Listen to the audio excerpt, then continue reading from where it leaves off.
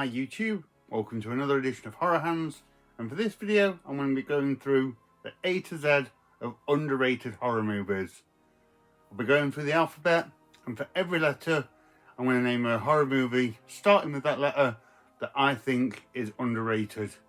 It's just going to be a quick fire, let you know about each movie, what it's about and why I think it doesn't get the appreciation that it deserves. Let's get straight to it. For A, we have Abominable from 2006. This sees Matt McCoy, an underappreciated actor in himself, in a house in the woods being stalked by a Bigfoot creature. And this one's really awesome. Not only does it stalk him, it also goes after his scantily clad neighbours and also some hunters in the woods, played by Lance Henriksen and Jeffrey Combs. But I love the woodland setting of this one. Matt McCoy is fantastic in it as this wheelchair-bound guy trying to do battle against the creature. And the creature looks fantastic. He's this big sort of practical effects looking thing that gets lots and lots of screen time. One of my favourite movies of the Bigfoot subgenre, and a film that I don't think gets enough appreciation for its taut setup and the practical effects involved. For B, we have Bad Moon from 1996. I've talked about this movie before and have sung this movie's praises before because I think this is one of the most underrated werewolf movies ever. This guy comes back into town and gets back in touch with his sister and her son, but unbeknownst to them, he is a werewolf and is killing people off in the town.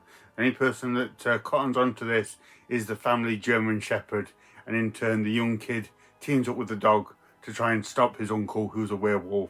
It's a wonderful dynamic to this one. Feels very 90s with this quite likeable kid, and the German Shepherd dog character is fantastic. As a lover of that particular breed, I really enjoy Bad Moon for the inclusion of that heroic dog.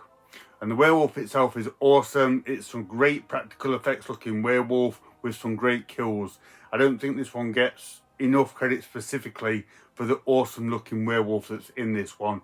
It's a werewolf movie that more people should definitely talk about. For C, we have Count Dracula from 1970. Christopher Lee once again dons the Dracula cape, this time under the direction of Jess Franco, which could certainly go either way. But I think this is one of Jess Franco's most accomplished and underappreciated movies. I can certainly see why people don't go for this one, particularly if they're expecting the lavish and rich gothic tendencies of a Hammer horror film. This movie has much more of a dilapidated look and feel to it, and it's very dialogue heavy, with Christopher Lee chewing up the scenery as a dusty old count as he sort of languishes in his large gothic castle. So for this one, if you maybe go into it expecting more of a slow burn, moody, morose type film, you might get more out of it. But yeah, if you do want something that's a little bit more alternative to the Hammer horror stuff, and maybe a bit more of a downbeat character study of the great Count himself, maybe they'll give this one a try. For D, we have Deep Rising from 1998. Why this one isn't more popular and talked about, I do not know. But this is a fantastic action horror monster movie. A bunch of kind of terrorists hijack a luxury cruise liner to find that nobody's on board. They have actually been killed off by these serpent-like sea monsters, and the terrorists, along with a few good guys, have to do battle to try and get off the ship in one piece. Sort of like Aliens meets Titanic. This movie was kind of swallowed up by the actual Titanic that came out a year before, which may explain why this one went completely under the radar. But I challenge anyone not to have a thoroughly good time with Deep Rising. It's entertaining, it's action-packed, there's some great monsters in it. CGI leaves a lot to be desired, but it does have that kind of late 90s charm to it. And yeah, it definitely should be more of a popular movie than it is. For E, we have Evil Ed from 1995. A very enjoyable Swedish movie that manages to incorporate gore, splatter, and all kinds of crazy creatures in this one. This is about a guy who edits horror films, and his overexposure to the gory craziness in these movies sends him on a crazy downward spiral, and he goes on a brutal killing spree. It's got the blood, the guts, and some really cool practical effects, monsters and things like that in it as well.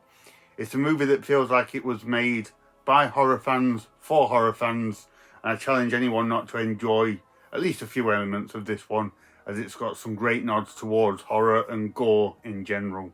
For F, we have Flowers in the Attic from 1987, a movie that I've foolishly held off watching for many years because it just seemed to me like a boring melodrama.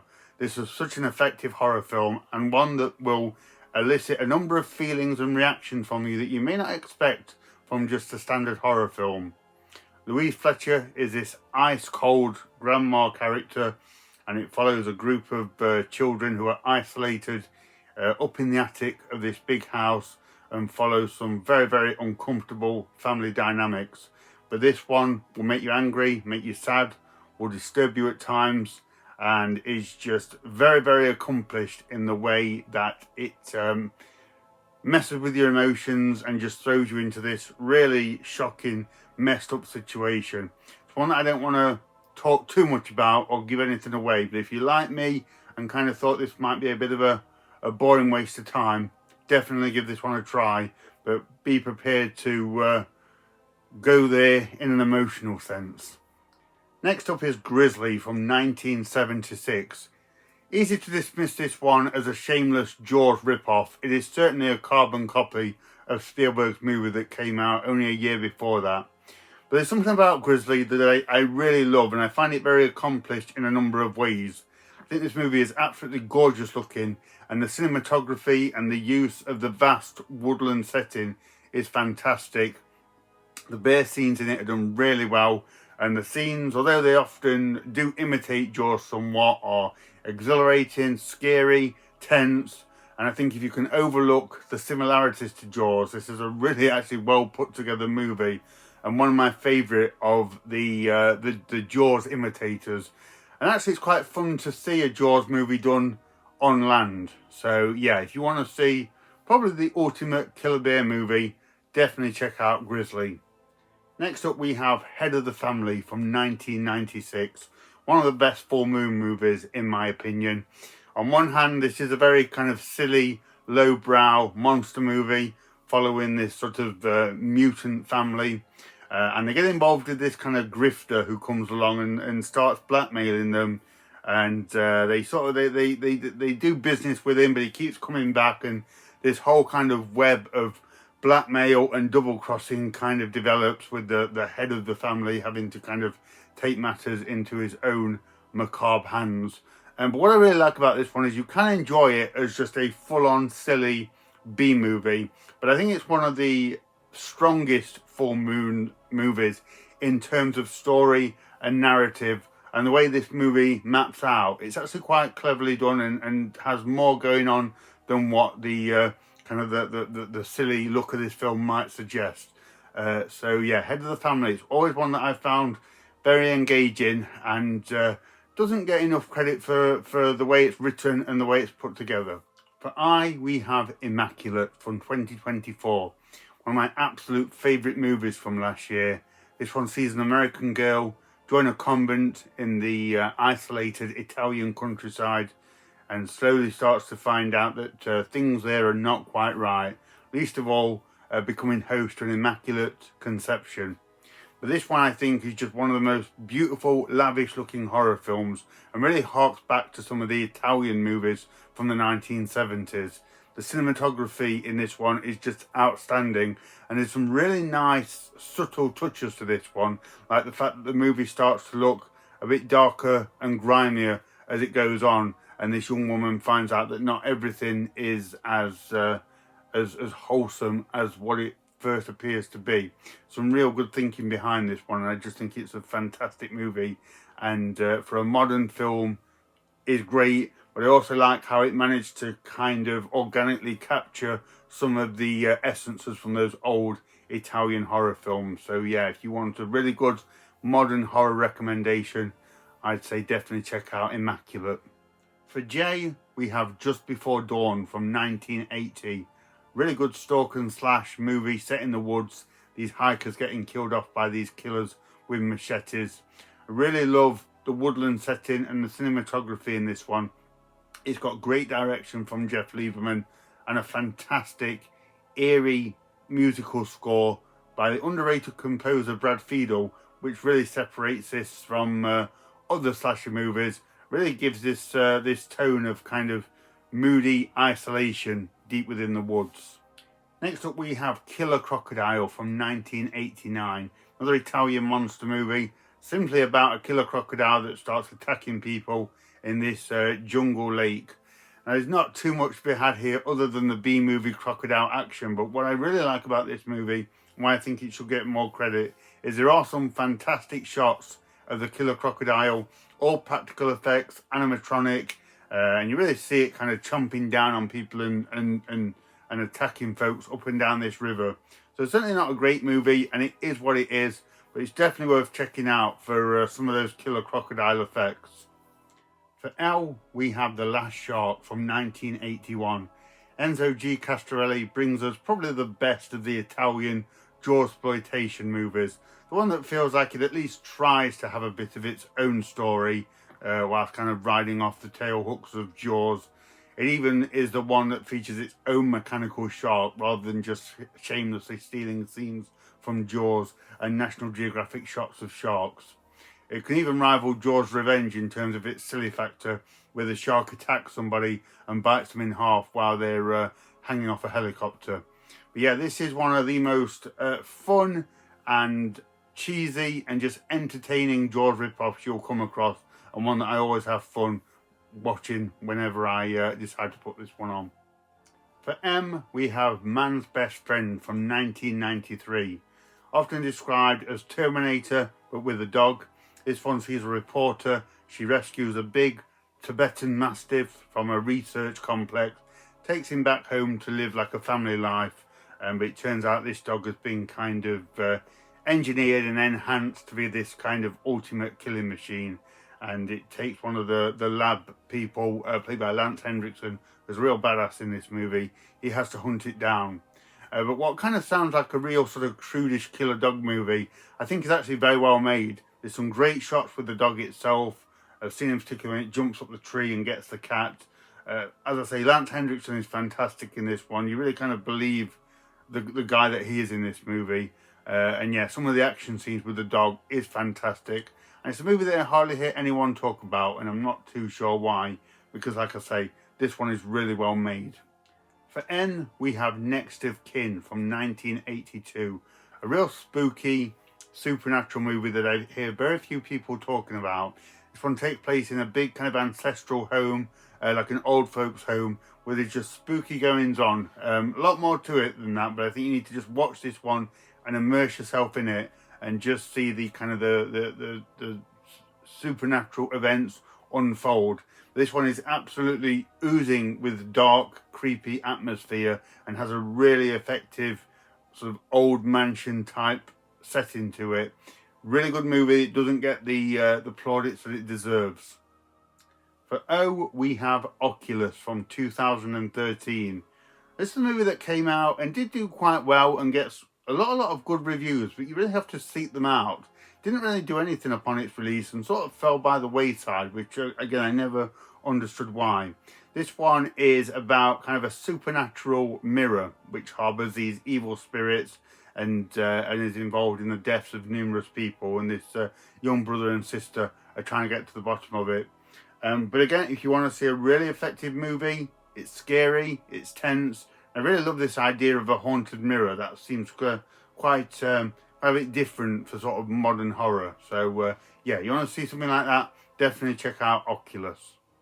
For P, we have Psychic Killer from 1975. Story of this troubled man secluded to a mental asylum who gets let out and ends up killing the people who he feels did him wrong with his use of telekinetic firepower. Really good one, and again, I never hear anyone talk about this one. It's a movie that I used to see advertised quite a lot at the beginning of the old Vitco VHS tapes, but I never managed to get hold of it when I was a kid. I watched it many years later when Vinegar Syndrome put it out there, and it did not disappoint, and it was really great to finally check this movie out and enjoy it so much. This is a really good movie that sort of dabbles in horror, exploitation, and sort of that 70s drive-in feel. There's some really good fire effects and the use of the telekinetic ability that this guy has. Really good performance from the main guy as well, as this sort of troubled, unhinged guy who goes through the movie acting out in this terrifying, fiery way. It's a really good movie. It came out from Vinegar Syndrome, and I thought this might get the appraisal that it deserved, but it still didn't seem to do anything, which is a real shame, because Psychic Killer unfairly goes under the radar, but has a lot going for it. For Q, we have Quatermass and the Pit from 1967. Probably my favourite of the Quatermass movies. I just love the Britishness of this one and the London Underground setting. And granted, Quatermass and the Pit does have its legions of fans, but frankly I needed something for Q, and I don't think that those locust alien creatures get enough credit. For R, we have Revenge from 2007. Oh my goodness, guys, this movie absolutely blew me away. Now, I have to admit, before I watched this movie, I was kind of in the mindset that this would be a bit of a wishy-washy female empowerment movie. Sort of seen it all before and just kind of going through the motions. But my goodness, this movie is blisteringly violent, has some horrifying bodily injury detail, and a genuinely fantastic lead performance. This girl is violently pushed off a cliff and left for dead by this group of men, but she manages to bring herself back and revive herself, fix herself, and go after these guys in an extremely bloody and brutal revenge. There is plenty of blood flowing everywhere in this one, some really violent scenes, some nasty, nasty kills, and this movie delivers more than I ever gave it credit, or more than what I ever thought it would do. So if you want to see a really awesome revenge type flick, definitely check out Revenge. For S, we have The Spider from 1958.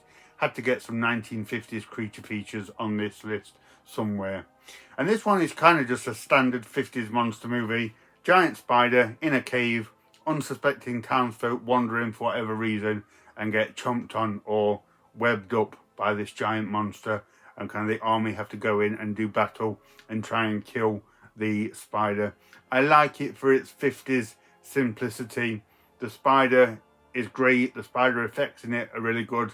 I love the underground layer of this one. And it's one that doesn't get mentioned sort of in the same breath of things like Them or Creature from the Black Lagoon or Black Scorpion, that kind of thing. Seems to go under the radar a little bit. So yeah, if you want another really great 50s creature feature, check out The Spider, also known as Earth versus the Spider. But for this video, The Spider. For T, we have Tormented from 1960.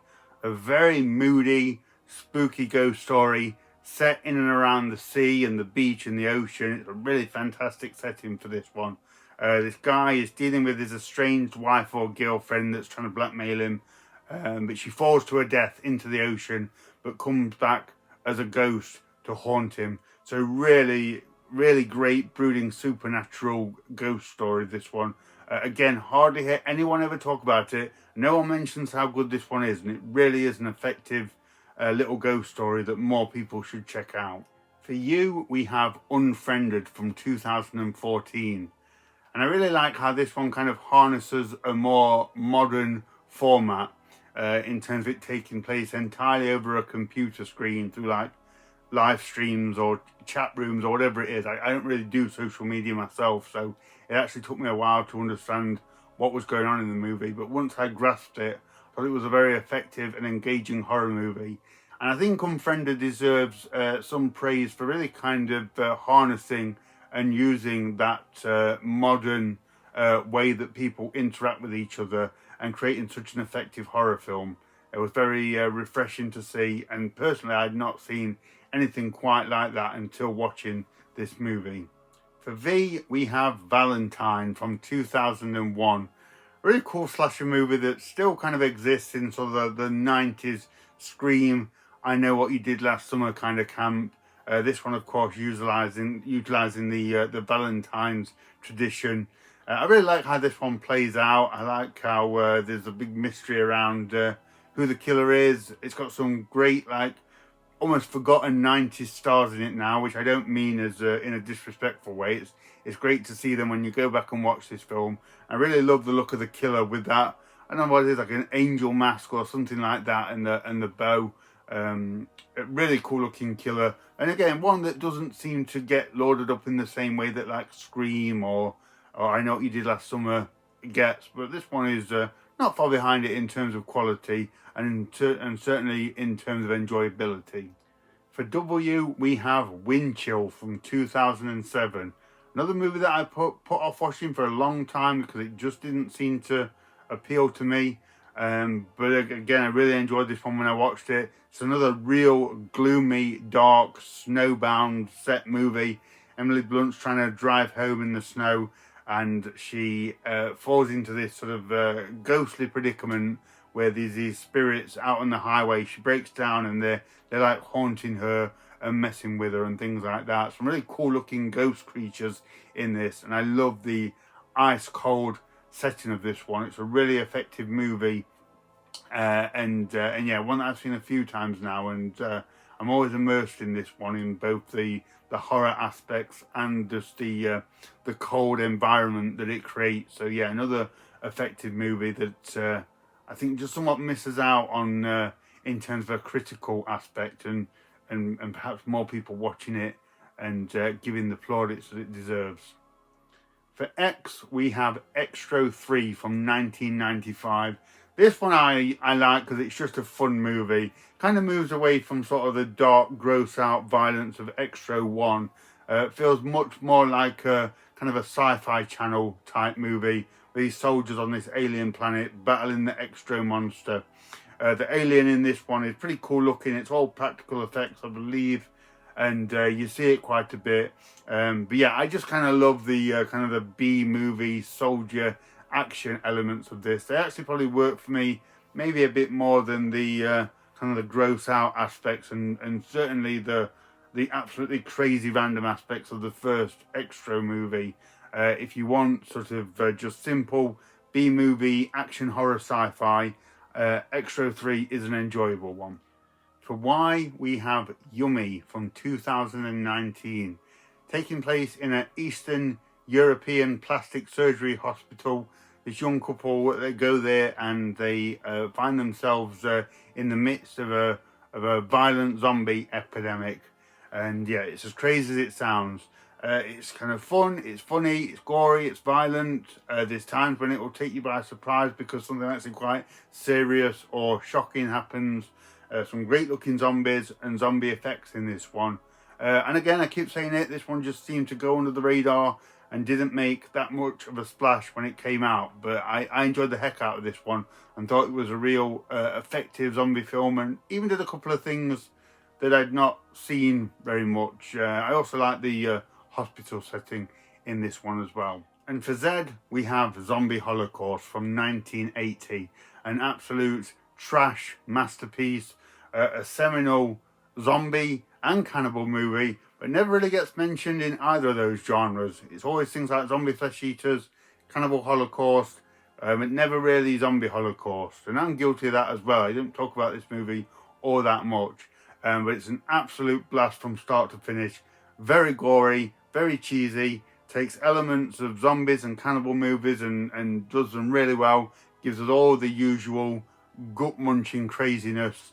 And yeah, for some reason though, just, I don't know, doesn't seem to be up on that list like some of those other aforementioned movies are. But if you like your cannibal stuff or zombie stuff, there's no way you can't enjoy Zombie Holocaust and have a real fun, trashy time. So there we go, guys. That is an A to Z of some underrated horror movies. Let me know what you think of that list, whether you agree or disagree, and let me know if there's any others you want to add to any of those letters in the list. So thank you very much for watching, and stay tuned for more videos.